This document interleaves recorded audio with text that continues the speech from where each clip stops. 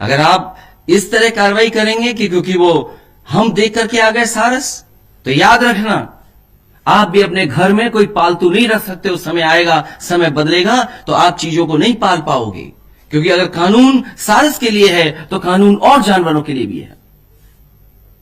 आपने क्या कार्रवाई की बड़े बड़े शहरों में जिन्होंने कुत्तों ने किसी आम आदमी को खा लिया? सड़कों पे जो सांड मर रहे हैं, सांड जान ले रहे हैं, क्या कार्रवाई कर रहे हो आप? दुर्भाग्य हमारा उत्तर प्रदेश का। बताओ, मुख्यमंत्री जी ट्वीट कर रहे हैं, कह रहे हैं हम रोबोटिक का प्लांट लगाएंगे।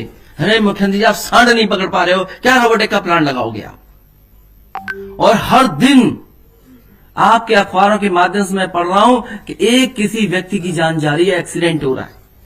कोई दिन नहीं बचता जिस दिन सांड की वजह से जान न जा रही हो। आप किसको झूठा सपने दिखा रहे हो? और फिर सारस के लिए जो काम समाजवादियों ने किया, आपने इटावा का जो केंद्र बनने जा रहा था, संरक्षण केंद्र, ट्रेनिंग इंस्टीट्यूट, कि लोग जागरूक हों, समझें हमारा स्टेट बर्ड है, आपने उस ट्रेनिंग इंस्टीट्यूट को क्यों खत्म कर दिया? संरक्षण केंद्र को किसने खत्म किया जो इटावा में बनने जा रहा था? क्योंकि उस इलाके में इटावा, मैनपुरी, एटा, कानपुर जहां सबसे ज्यादा सारस हैं, सबसे ज्यादा नंबर्स हैं वहां पर। उस समय समाजवादी सरकार में कि जो लोग संरक्षण में हमारी मदद करेंगे उसके लिए सारस मित्र बनाए गए थे। मुझे खुशी है कि अगर सरकार को कानूनी कार्रवाई के अलावा फॉरेस्ट डिपार्टमेंट को इस आरएफ को सारस मित्र के तहत इसका सम्मान और पुरस्कार देना चाहिए था। मेरी समाजवादी सरकार होती तो ऐसे नौजवान को हम आगे बढ़ाते और सम्मान देकर के और सबके सामने समाज के लाते। और आप तो एलडीए से एक डॉग पार्क बना रहे थे, उसका तो टेंडर भी निकल गया था। मैंने ट्वीट कर दिया, वो टेंडर कैंसिल कर दिया। कैसे हैं आप? और देखिए क्या ट्वीट कर रहे हैं, देश का सबसे बड़ा रोबोटिक प्लांट उत्तर प्रदेश के अंदर स्थापित होगा। मैं बधाई देता हूं मुख्यमंत्री जी को और सरकार को कि 6 साल पूरे होने पे अपनी छठी मनवाने पर, सरकार की छठी मनाई उन्होंने, उस पर बधाई देता हूं मैं उन्हें। कम से कम ये बता दो कि रोबोटिक जब बनकर के रोबोट निकलेगा तो वो कौन से वस्त्र पहन के निकलेगा, क्या कपड़े पहन के निकलेगा? जहां हाथों पे काम नहीं, नौकरी नहीं, रोजगार नहीं, जहां आप बात स्वदेशी की करते थे, आप जहां नौकरी रोजगार देने की बात करते थे, वहां रोबोटिक प्लांट लगाए। किसको आप गुमराह कर रहे हैं? किसको गुमराह कर रहे हैं रोबोटिक प्लांट? और मैं तो पत्रकार साथियों से जानना चाहता हूं, बताओ आपकी जगह रोबोटिक बैठ जाएंगे तो समाजवादी लोग किससे बात करेंगे? अरे कौन मुस्कुराएगा? रॉबर्ट बैठा दियाएंगे, चैनल इसके रॉबर्ट बैठे हुए। हम भी अध्यक्ष जी से कहेंगे रॉबर्ट भेज दो, वही प्रेस कराएगा। भाई जब रॉबर्ट खरीदे जाएंगे तो भाई हम भी तो खरीदेंगे।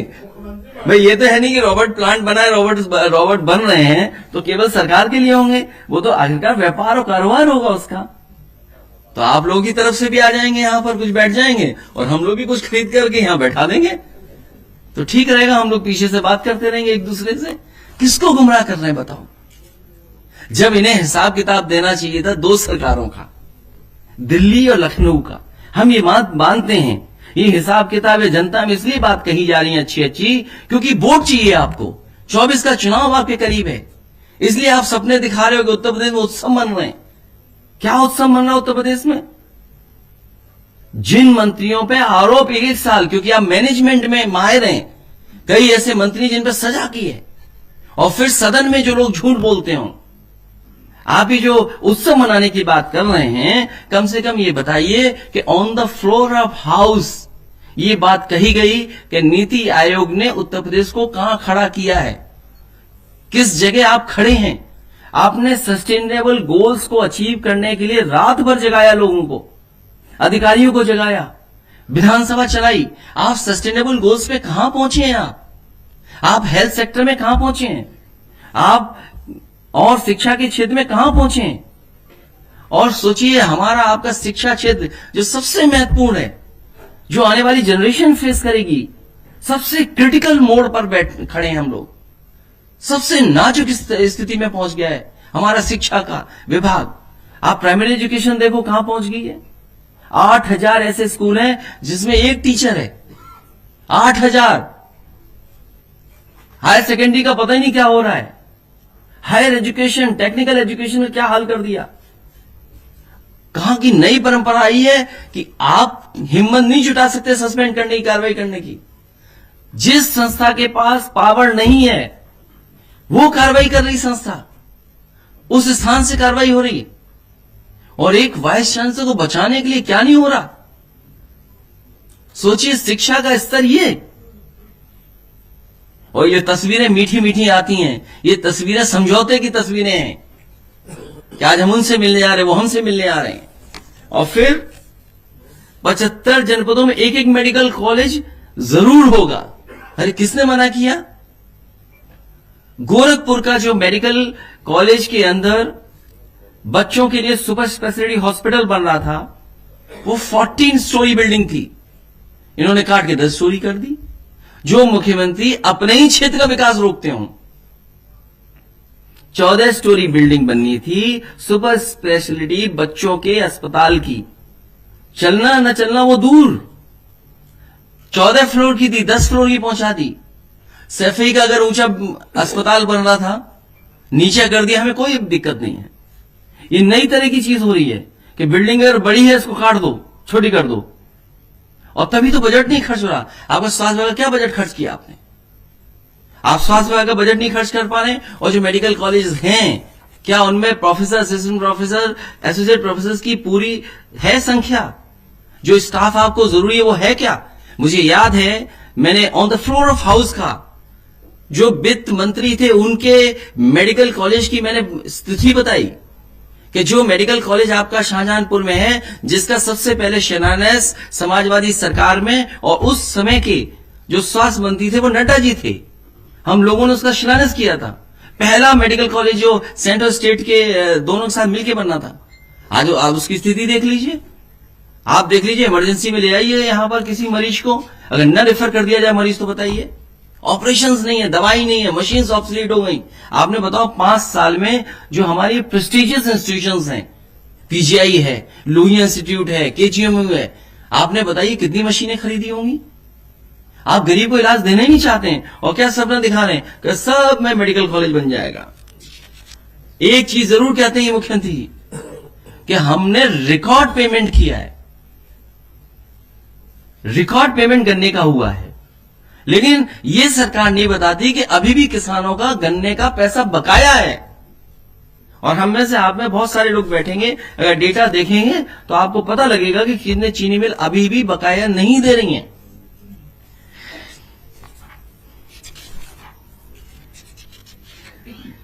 क्या बात बताई इन्होंने कि आय प्रति व्यक्ति आय डबल हो गई है। प्रति व्यक्ति आय डबल हो गई है।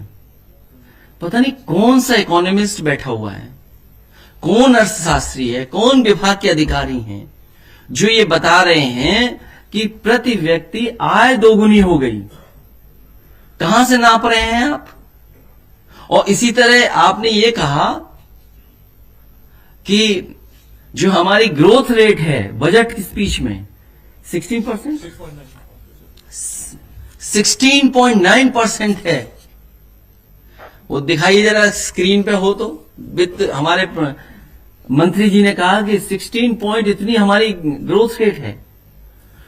जो ये सरकार झूठ बोलती है, जो ये सरकार गुमराह जनता को करना चाहती है जिन चीजों को, उसके लिए इन्होंने कंसल्टेंट रखा है कि ये झूठ कैसे सच में बदला जाए। एक अपना झूठ छिपाने के लिए 200 करोड़ कंपनी को खर्च करने पैसे। जो झूठ बोल दिया उसको जस्टिफाई कैसे किया जाए, उसके लिए डेलॉयट 200 करोड़ रुपए, 200 करोड़ रुपए। आज उत्तर प्रदेश का नाम सुनते ही लोगों के चेहरे पर चमक आ जाती है। ये पता नहीं कौन सी चमक है। हमने तो तस्वीरों में देखा है कि कितनी चमक डाउन हो गई है। एक भी एयरपोर्ट का प्रदेश के सकल राज्य घरेलू उत्पाद में 16.8% की वृद्धि दर्ज की गई।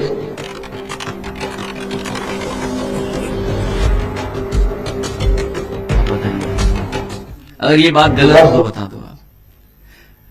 जो सरकार के वित्त मंत्री ये कहें कि 16% हमारी ग्रोथ रेट है और $1 ट्रिलियन इकोनॉमी के लिए आपको 34% चाहिए, तो आप बताइए कैपिटल इन्वेस्टमेंट कितना आया है जो कर रही है सरकार बजट से? क्या कर, क्योंकि जब आप विभागों का खर्च ही नहीं कर रहे हैं पैसा, तो कैपिटल इन्वेस्टमेंट कहां बढ़ रहा है? और इन्वेस्टमेंट आया नहीं। कम से कम अपनी छठी जो सरकार की मना रहे थे उसमें ये तो बताते कि इस जगह ये आया है, कि इस जिले में ये कारखाना लग गया, इस जिले में ये उद्योग लग गया, ये इन्वेस्टमेंट आ चुका है, ये जमीन पे दिखाई दे रहा है। तो अब झूठ बोलने के लिए क्या है? आप बोलिए, जो चाहिए सो बोलिए। 5 इंटरनेशनल एयरपोर्ट, एक इंटरनेशनल एयरपोर्ट नहीं बनाया खुद ने, खुद एक नहीं बनाया।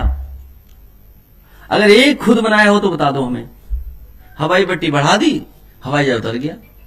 जैसे हम किसी के पास चले जाएं उस पर अन्याय हो जाता है, उसी तरीके से जहां हम उतरना चाहे हवाई पट्टी पर, बोले मेंटेनेंस पे है। मैं आजमगढ़ में कई बार पूछता था कि मैं उतरना चाहता हूं, कब हमें मौका देंगे? बोले अभी मेंटेनेंस में है। हमने कितने वर्ष चलेगा? बोला 6 महीने चलेगा। तो जब मैंने 6 महीने बाद पूछा कि मैं इसमें फिर उतरना चाहता हूं, तो बोले रनवे का वो फ्रिक्शन चेक हो रहा है, वो फ्रिक्शन थोड़ा गड़बड़ हो गया है। तो आप सोचिए, मैं मुरादाबाद उतरना चाहता था, बोला हवाई पट्टी अभी काम चल रहा है उसमें। तो जितनी हवाई पट्टी समाजवादी सरकार में बनी वो भी आज तक नहीं पूरी की।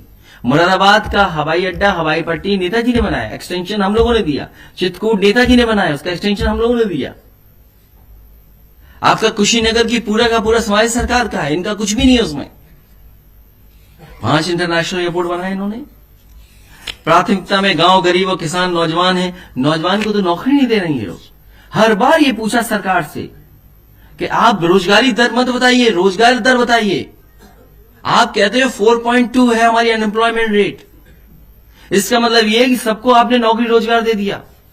और सच्चाई यह है कि पढ़ लिखने के बाद बड़ी संख्या में नौजवान घर बैठा हुआ है, उसमें नौकरी नहीं, रोजगार नहीं। वो तलाश में भी निराश हो गया, अब तलाशना भी नहीं चाहता है। उसके साथ इतना धोखा, इतना छल किया सरकार ने जिसकी कल्पना नहीं कर सकते। हर बार धोखा। और फिर आरक्षण की तो बात ही मत करिए, क्योंकि जिस तरीके से यूनिवर्सिटीज में, कॉलेज में अपॉइंटमेंट हो रहे हैं, इतना बड़ा पैमाने पे आरक्षण से खिलवाड़ किसी सरकार ने नहीं की होगी जितना ये कर रही है। आप किसी यूनिवर्सिटी के अपॉइंटमेंट्स उठा करके देख लीजिए। जिस वाइस चांसलर की जांच हो रही है, सीबीआई हो, कोर्ट हो, लड़ाई झगड़ा चल रहा हो, आमने सामने आ गया हो डबल इंजन। सोचिए आप। इसलिए उत्तर प्रदेश नंबर 1 तो नहीं है, किस नंबर पर है? और अगर हम देखें भी नंबर, अगर सही नंबर देखें, अगर हम नीति आयोग को ही माने, तो हम 22वें स्थान पे हैं देश में, 22वें स्थान पे। और जो लोग ये सपना दिखाते हैं कि सबका साथ सबका विकास, बिना जाति जनगणना के सबका विकास, सबका साथ और सबका विश्वास जीतना बहुत मुश्किल है। इसलिए समाजवादी पार्टी लगातार जाति जनगणना की ओर अपना काम करती रही। मैं प्रेस के लोगों का धन्यवाद देता हूं।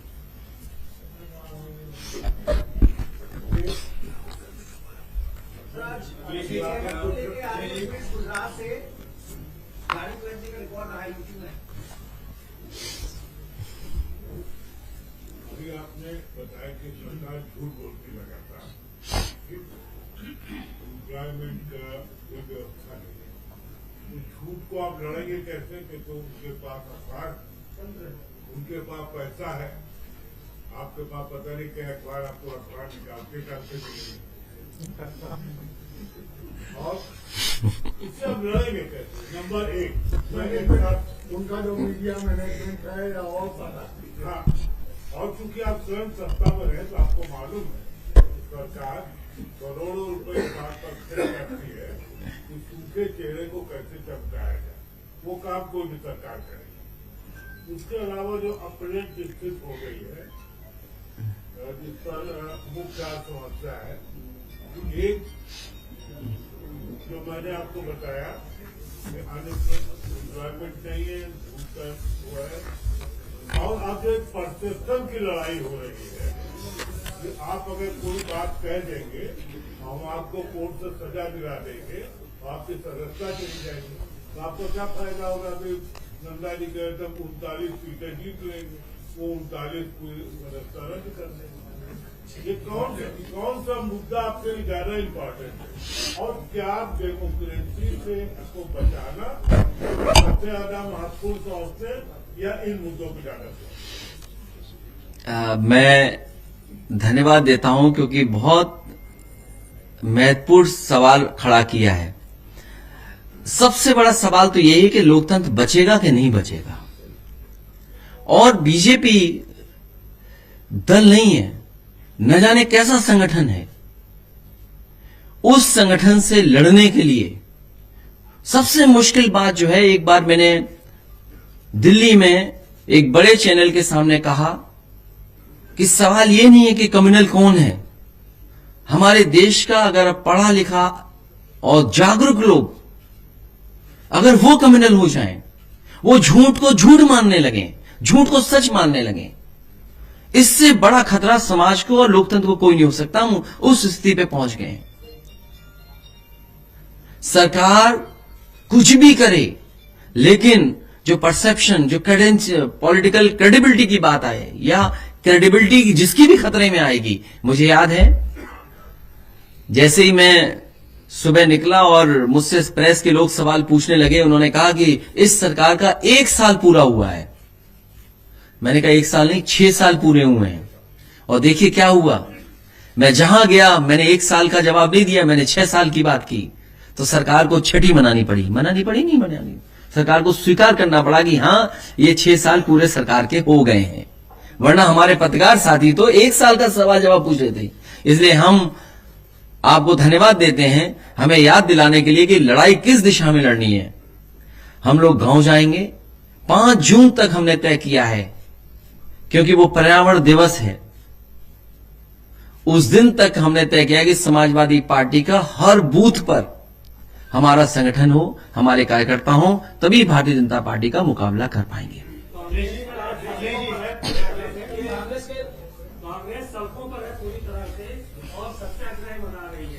मैं बधाई देना चाहता हूं, सत्याग्रह और रफ्तार से मनाएं। एक सवाल इस समय आपके पुराने मित्र राहुल गांधी के साथ बहुत कुछ घटित हो रहा है, आपके पास इसके लिए सहानुभूति के अलावा कुछ और है क्या?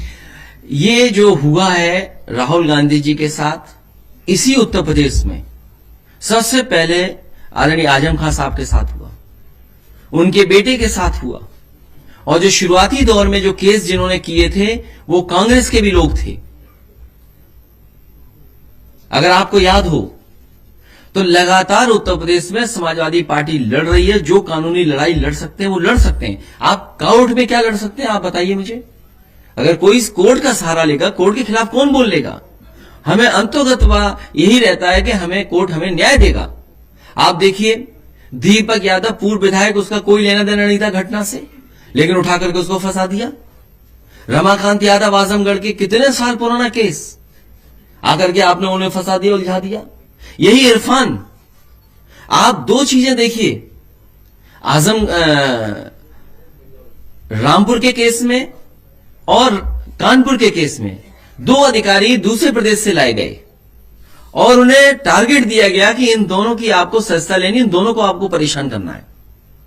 और देखिए किस स्थिति में पहुंच गई चीजें। इरफान सोलंकी, उसने खुलेआम कहा कि मेरी विधायकी लेने के लिए एक अधिकारी को लगाया गया है। तो ये सरकार इस तरह काम कर रही है। सरकार अगर आरिफ का सारस उठा सकती है और पूरी सरकार लगी हुई है सारस को घुमाने में, इसने तो जान बचाई थी। आप हमें बताओ कि जान बचाने वाला बड़ा है कि जान लेने वाला? आप सारस को कैद कर दे रहे हैं। तो जो सवाल आपकी सहानुभूति का नहीं, सहानुभूति का सवाल नहीं है। सवाल यह है कि देश का लोकतंत्र, संविधान बचेगा कि नहीं बचेगा।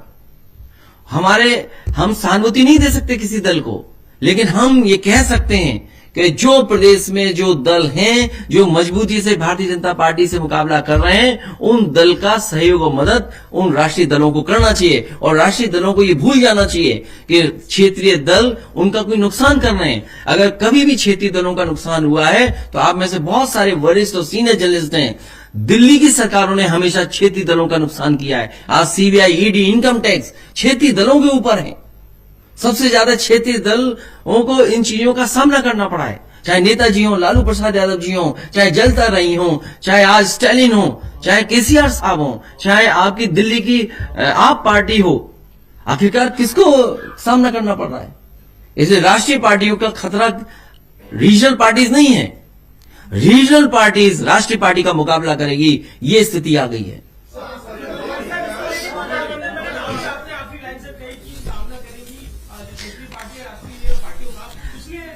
ये गठबंधन बनाना काम हमारा नहीं है, गठबंधन के साथ सहयोग करना काम हमारा है।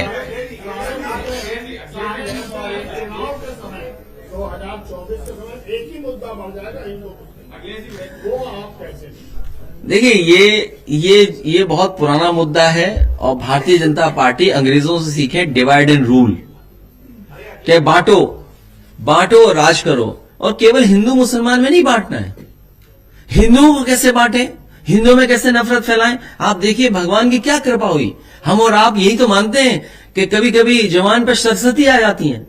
अरे हमारे मुख्यमंत्री जी की जवान पे क्या सरस्वती आई? 46 में 56 यादव एसडीएम हो गए। ये हमारी भगवान ने मदद की है। वो ऐसी मदद की है कि मुख्यमंत्री जी ने on the floor of house कहा है। और उसके बाद जब मैंने पूछा कि क्या आप list on the floor of house देंगे, टेबल करेंगे, तो उन्होंने कहा और स्पीकर ने कहा कि हाँ हम टेबल करेंगे। और वो जो तस्वीर दिखाई थी कोई फर्जी न्यूज की, तो वो तो सब रिकॉर्डेड है आज। तो कभी कभी भगवान मदद करता है। और इस बार ये जो हिंदू मुसलमान का लेकर के चल रहे हैं, कोई हिंदू मुसलमान नहीं, सवाल बेरोजगारी का है, सवाल महंगाई का है। और सब महसूस कर रहे हैं। मैं भी कुछ दिन पहले गया था और अचानक मैं आलू की मंडी में चला गया। वहां एक बीजेपी का कार्यकर्ता था। हालांकि मुझे इस तरह नहीं कहना चाहिए, लेकिन फिर भी कह रहा हूं, कितने होशियार हैं वो लोग। जब मैंने देखा कि हजारों कट्टे आलू के पड़े हुए हैं, सब आड़तियां रो रहे हैं, किसान खड़े रो रहे हैं कि हमारे आलू की कोई कीमत नहीं मिल रही है, तो एक उसी में से व्यक्ति निकलता और कहता है कि ऐसा है, ये सरकार की गलती नहीं है, आलू ज्यादा पैदा हो गया। और जैसे उसने ये बात कही, मैंने कहा सुनो, तुम हो भारतीय जनता पार्टी के। तभी एक पाल बरादरी का नौजवान खड़ा था, बोला मैंने बीजेपी को वोट दिया था, लेकिन इस बार बीजेपी को वोट नहीं दूंगा। भैया आप सही कह रहे हो, ये बीजेपी का आदमी है। तो सोचिए, नहीं आलू से पहचाना नहीं। देखिए क्या चमत्कारी है। अरे आलू अपना सरकार क्या करे आलू? अरे भाई आपने बजट में 1000 करोड़ रुपए क्यों रखा और आपने अपने घोषणा पत्र में क्यों लिखा? और उसी समय मैंने उनके सामने कहा कि हटा दो मुख्यमंत्री जी को और हम आलू खरीदते दिखा देंगे आलू कैसे खरीदा जाता है। क्या योजना बना रही? रोबोटिक योजना है। ये सच है जो बात आप पूछ रहे हैं। आप on the floor of house देखिए, इनके मंत्रियों को सुन लीजिए, क्या कहते हैं कि हम गन्ने का इतना पेमेंट कर चुके हैं। अरे भाई अभी भी बकाया है, आप बकाया क्यों नहीं बताते कि बकाया है आपका? और आप नौकरी देने की बात कर रहे हैं। आप बताइए ना, इस जिले में ये कारखाना लगा, 1 डिस्ट्रिक्ट 1 प्रोडक्ट में आपने ये बजट दिया, आप कुछ बताने के लिए तैयार नहीं है।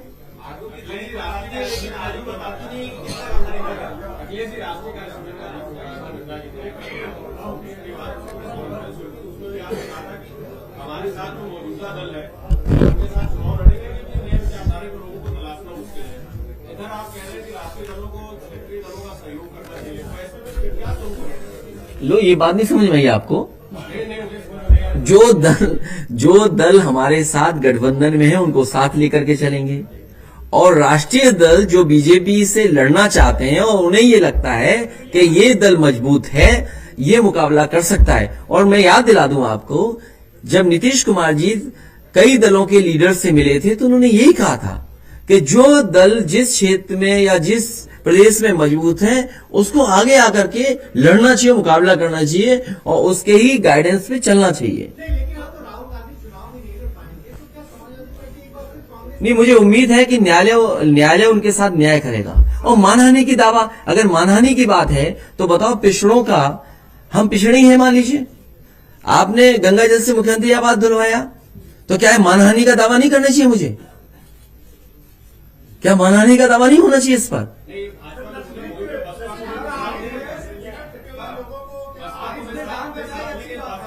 हैं? जो दल से अनुभव हो चुका है उनको नहीं जल्दी लेंगे। नहीं, इसीलिए मैंने जल्दी कहा। इतना मत पकड़ो मुझे भाई। इसलिए हम बुजुर्ग एक साथ रखते हैं, इधर भी हैं बुजुर्ग।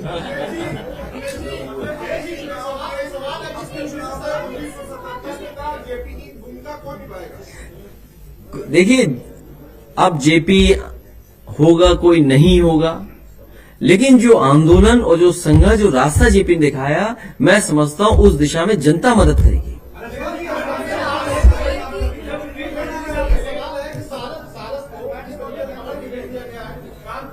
अगर इस तरीके से किसी बच्ची को चोट लग जाएगी और आने वाले समय में कोई उसकी मदद करना चाहेगा, तो एफआईआर हो जाएगी, तो कैसे मदद करेंगे? अरे गुल्लू रखा हुआ है मुख्यमंत्री जी ने, ये क्या बात हुई? अरे वो हमारी छत पे जो मोर नाचता है वो दिखाओ जरा, कल को हम दाना खिला दें उसको तो हमें भी एफआईआर दर्ज करा देंगे। अरे वो मोर अपने आप आया है हमारे सैफई में घर पे, आज चले जाओ तो 10 मोर दिखाई देंगे। अब सांड नहीं पकड़ रहे हैं लोग, सांड सड़क पे घूम रहे हैं, तो क्या हो गया? रील क्या होता है? मुख्यमंत्री रील नहीं बनाते अपनी। अब देखिए, अब इस पे भी कार्रवाई हो जाएगी, ये कोई बात नहीं। अच्छा, आप मेरा पेज देखिए, एक मिनट मेरा पेज देखिए आप। सबसे मैं एयरपोर्ट पे गया वॉक करने, मुझे 10 सारस इकट्ठे दिखाई दे गए, मैंने मोबाइल निकाला, वीडियो बना लिया उसका। ये क्या बात हुई? आप आजकल हर आदमी कैमरामैन है, हर आदमी लाइव कर सकता है, तो जो अच्छा लगता है वो हम रिकॉर्ड करते हैं, वो रील का रूप लीजिए या हम अपने प्लेटफॉर्म पे डालते हैं। तो हम दिखाना चाहते हैं ना हमारी क्रिएटिविटी क्या है। तो वही तो मैंने आपसे शुरू किया। उन्हें दुख इस बात का है कि कई वो पोस्ट करें तो पैसा खर्च करने के बाद भी पोस्ट उनकी कुछ मिलियन में भी नहीं जा पा रही। हम लोग बिना पैसा खर्च किए अगर कोई बात पोस्ट कर दें तो मिलियन में जा रही है, ये है दुख उन्हें।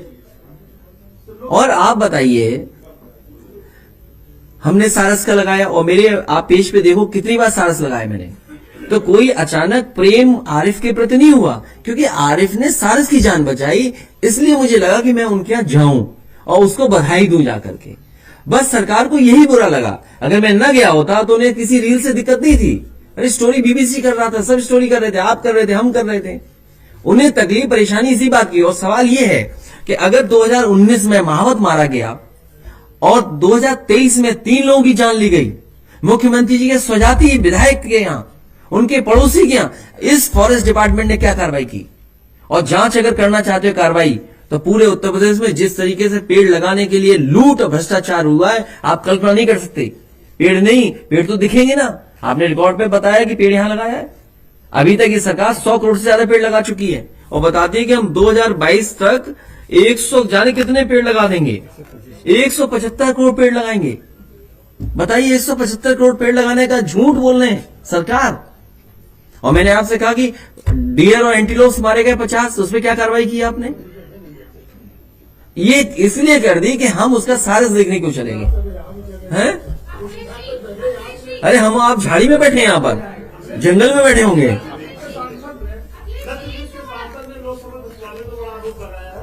मेरी सजा की 2 दिन बाद ये तो एक विसंगति है कि अगर मान लो डिसीजन हो जाए, और ये तो एक्सपर्ट जो होंगे कॉन्स्टिट्यूशन ऐसे, वो राय दे सकते हैं।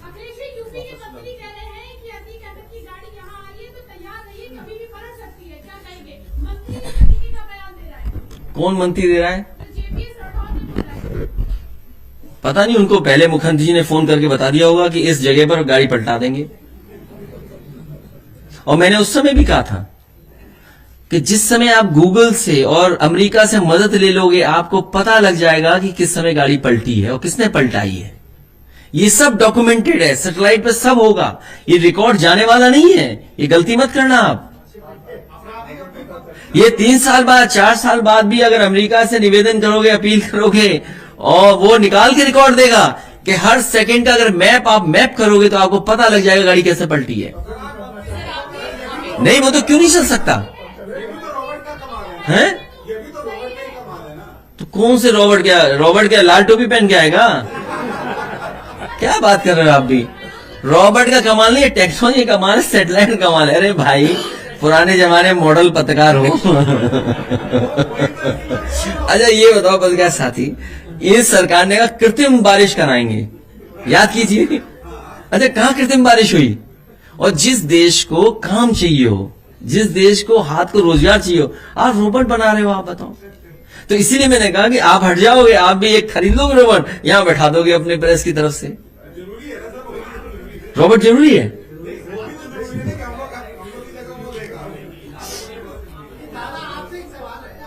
दादा से मत पूछो, हमसे ही पूछो। नहीं, हमसे ही पूछो। बहुत लकी है, सपा के लिए आपने कार्य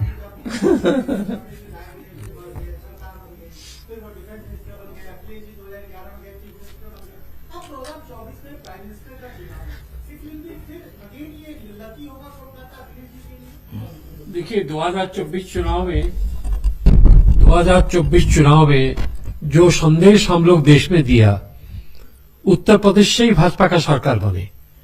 2014 में जो भाजपा का सरकार आया, कहां से आया? उत्तर प्रदेश से ही आया। 2019 में जो भाजपा का सरकार आया, उत्तर प्रदेश से आया। और 2024 यही उत्तर प्रदेश भाजपा का हटाएंगे अखिलेश जी का नेतृत्व में। अरे हमारा फेस मत देखो, आप जो तस्वीरें खींचती हैं उसमें फेस देखा करो, किसका चेहरा डाउन है, किसका ठीक है। आप ध्यान ही नहीं देते हो। और देखिए ये यूपी ने अगर बनाया है, जिसने बनाया है वही हटाएगा।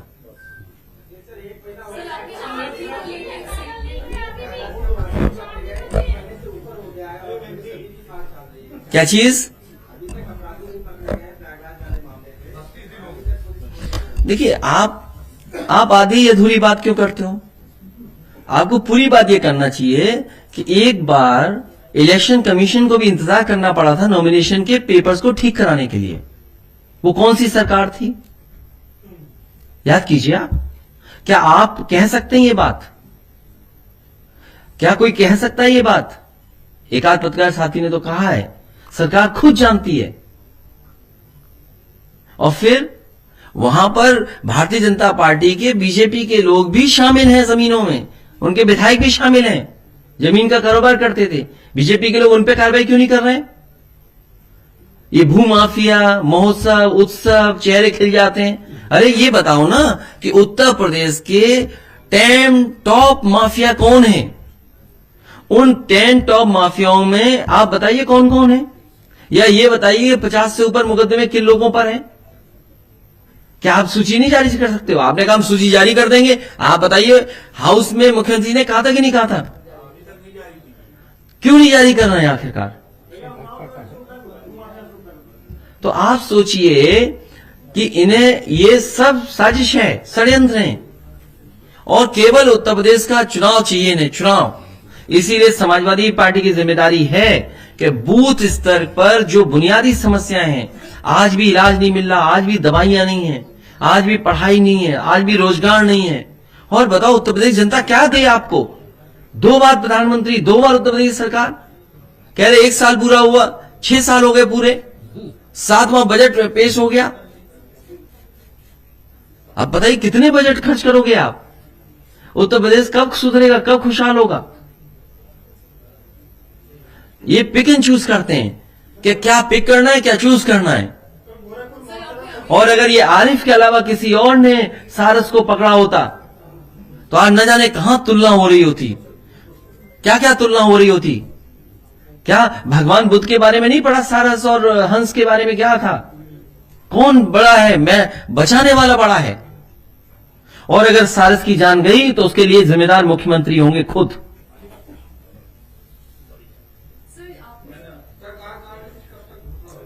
वो हम कर देंगे, आप बस इंतजार करो। 24 का रिजल्ट अच्छा है, आप हमारी मदद करना।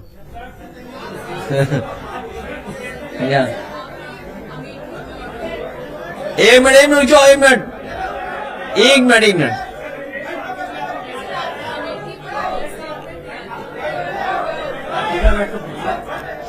महिला रखे नहीं, अच्छा किया आप आए। कल पिछली बार नहीं आए थे आप। वो महिला क्या पूछा? सोनू से कहेंगे अलग, सीनियर लोगों को अलग से कुर्सी दीजिए।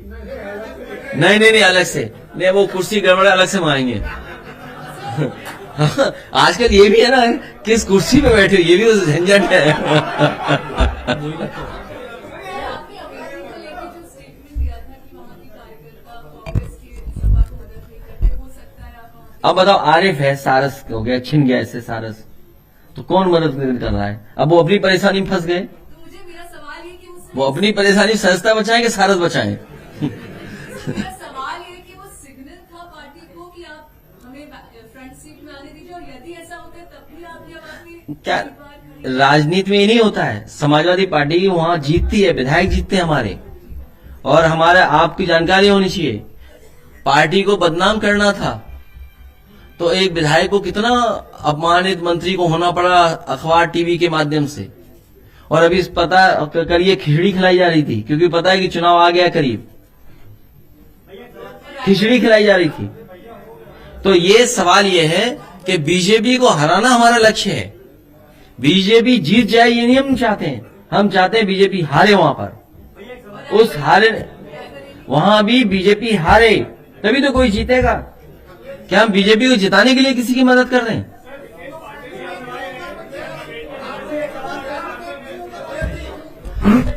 मैंने ये कहा बीजेपी हारे हमारी प्राथमिकता है।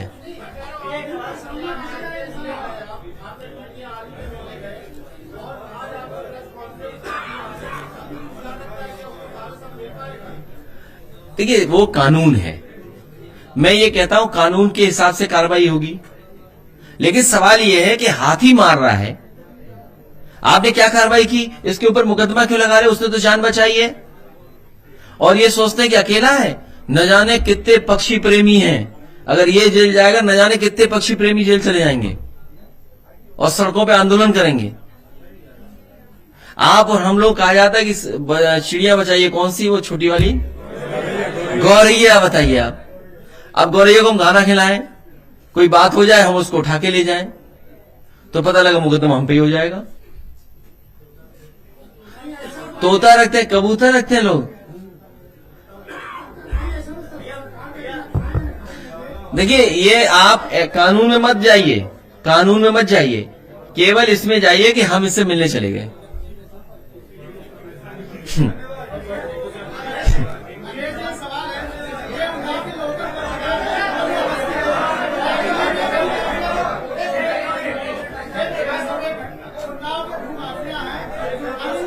ये मिले थे शायद अभी कुछ दिन पहले मिले थे ना। ये बता रहे हैं, मुड़ जाओ इनको नजरबंद कर दिया गया था और ये आज बहाना बना के आए कि मैं वकील से मिलने जा रहा हूँ। दो सिपाही के घर के पास बैठे मौजूदा और सदर विधायक पंकज गुप्ता उन्नाव के इनको पूरा फंसाने का प्रयास कर रहे हैं और भूमाफिया खबर चलाई है गुप्ता की उन्होंने। अब देखिए ये हालत है, कितने का वो ऐसा करिए अध्यक्ष जी, हम इस पत्रकार साथी से कहेंगे कुछ कागज हम लोगों को दे, जिससे अगली बार केवल प्रेस भूमाफियाओं पे होगी। मैं आपको देता हूं, मैं आपको उदाहरण देता हूं। छिबरामऊ में भारतीय जनता पार्टी के नेता लोग मिलकर के एक तालाब को कब्जा कर रहे थे। मैंने सूचना दी, मैंने पिक्चर उसकी लगा करके ट्वीट कर दी छिबरामऊ के तालाब की। तो जैसे ही ट्वीट हुई, डीएम ने खबर को आ दिया। उस समय के डीएम से मैंने कहा कि भाई जिन बुलडोजर से, जिन जेवीसी मशीन से आपने मिट्टी भरवाई करवाई है, उससे मिट्टी निकलवाई है तालाब की। तो जितने तालाब आप कब्जा हो रहे हैं, सबसे ज्यादा भारतीय जनता पार्टी की सरकार में तालाब कब्जा हो चुके हैं। लखनऊ में कॉलोनी बस गई है, हम बता देंगे नहीं, क्षेत्र रायन का पुराना। बीजेपी के लोग हैं जो तालाब को पाट करके कॉलोनी बना रहे हैं। हाँ देखिए, सही कह रहे हैं आप, सही कह रहे हैं, ये जानते हैं पत्रकार, बीजेपी के लोग हैं उसमें। अच्छा भूल जाइए, अरे भूल जाओ, दूसरी बात बता रहा हूं। करहेल में तालाब है, हम जब निकलते हैं और जब आते हैं वो प्लॉटिंग हो रही। अभी इतने प्लॉट, फिर इतने प्लॉट, इतने प्लॉट, कोई सुनने वाला नहीं है। और मैनपुरी में सबसे ज्यादा कब्जा जमीन का हो रहा है, मैनपुरी में डीएम और वहां के अधिकारी सब मिल गए, सीडीओ वीडियो, जिनका कोई विभाग से लेना देना नहीं है, जमीन के विभाग से, वो सब मिलकर के जमीनें कब्जा कर रहे हैं। तुम आप लाओ, मैं बधाई देता हूं तुम्हें कि आप हमें जानकारी दोगे और सुरक्षा हम लोग भी करेंगे तुम्हारी। और अगर इस पे कोई घटना घट जाए तो विधायक जिम्मेदार होगा और सरकार जिम्मेदार होगी। अगर इसके सुरक्षा में कहीं चूक हो, मारपीट हो या अपमानित हो, उसके लिए विधायक जिम्मेदार होगा।